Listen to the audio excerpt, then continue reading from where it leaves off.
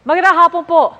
Walang pasok sa mga pampublikong paaralan sa lahat ng antas at mga opisina ng gobyerno sa Metro Manila sa Lunes. Iniutos ito ni Pangulong Bongbong Marcos dahil sa inaasahang epekto ng bagyong Egay at ang ikinakasang tigil pasada.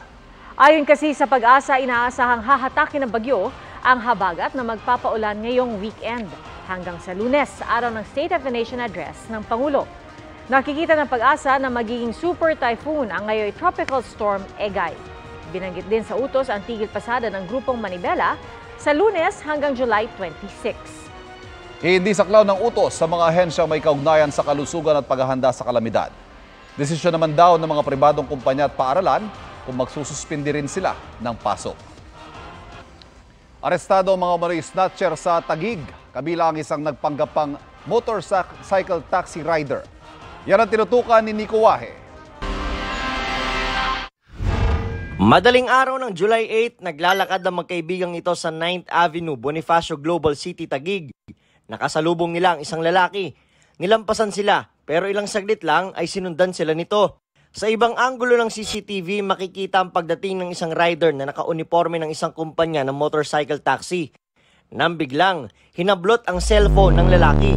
Dali-daling sumakay sa nagpanggap ng motorcycle taxi rider ang snatcher sa katumakas. Makikita rin ang paghabol sa kanila ng mga biktima. Kaninang madaling araw, nahuli ang mga suspect na sina Mark Del Rosario at BJ Gonzales matapos muling mang-snatch sa BGC. May biglang dumaan na motor, tapos hinablot yung cellphone ko. Tapos hinabol ko, nakita ko yung mga marshal ng BGC. Humingi ako ng tulong. Tapos niradyo nila sa kasama nila.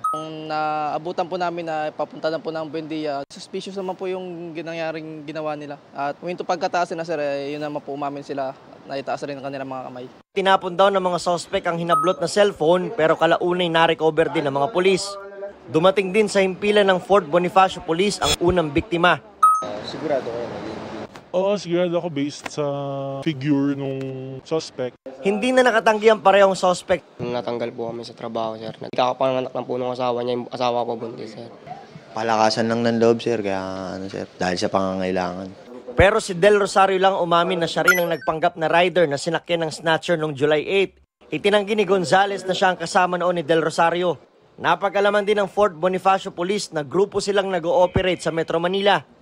Desidido magsampa ng kaso ang parehong biktima. Para sa GMA Integrated News, Nico Wahe, nakatutok, 24 oras.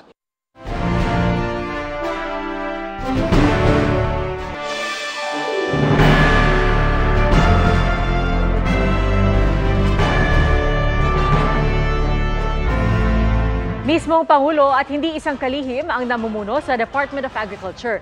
Kaya bagong ikalawang State of the Nation Address ni Pangulong Ferdinand Bongbong Marcos Jr., alamin natin kung nasaan na ba ang estado ng agrikultura sa bansa.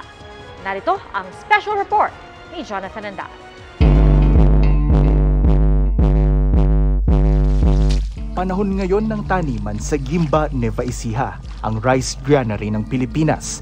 Sa grupong ito, ang pinakabata ay ang magi-grade 7 na si Nico, na kasama ang kanyang buong pamilya na nagsasaka. Gusto niyang magtanim din para meron din allowance. Pangbibili ko po ng gamit sa school. Manggagawang bukid ang tawag sa kanila. Walang sariling lupa, nakikiporsyento lang. Kikita ka ng 60 pesos kada half day. Sa isang araw naman, may 200, 300. Sa lugar na pinanggagalingan ng pinakamalaking supply ng bigas sa bansa, 39 pesos kada kilo ang pinakamura.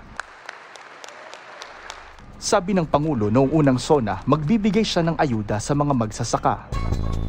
Sabi ng Agriculture Department, hanggang nitong Hunyo, nakapamahagi na sila ng higit 50 milyong kilo ng binhi sa higit 1 milyong benepisyaryo.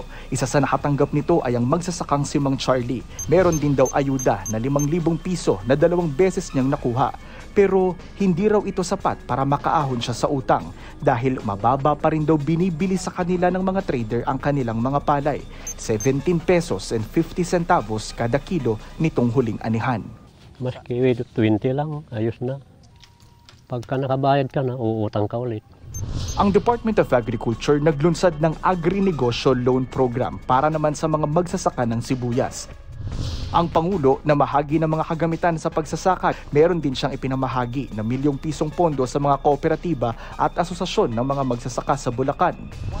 Nilagdaan din ng Pangulo ang batas na bubura sa utang ng 610,054 agrarian reform beneficiaries. Ang pangako ng Pangulo noong unang SONA, pararamihin ang produksyon sa sektor ng agrikultura.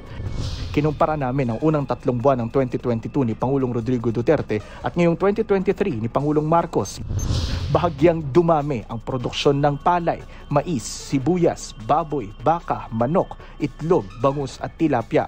Pero nabawasan ang tubo, dairy products at galunggong.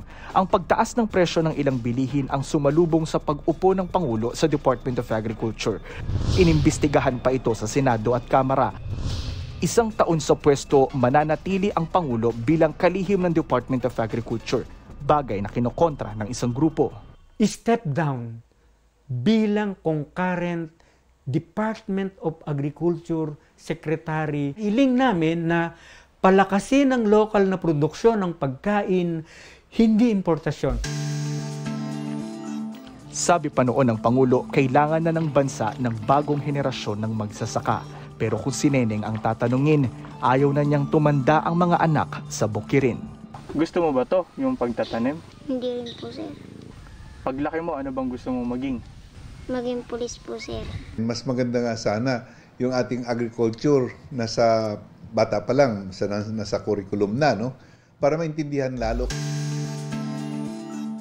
Sa darating na SONA, hiling ng mga taga-Gimba, Nueva Ecija. Banggitin naman niya yung manggagawang bukid. Ito, manggagawang bukid, ito talaga yung tagapaglikha ng pagkain ng buong Pilipinas. Proyektong pangkabuhayan po. Papalit dun sa nawala naming kabuhayan sa gapas.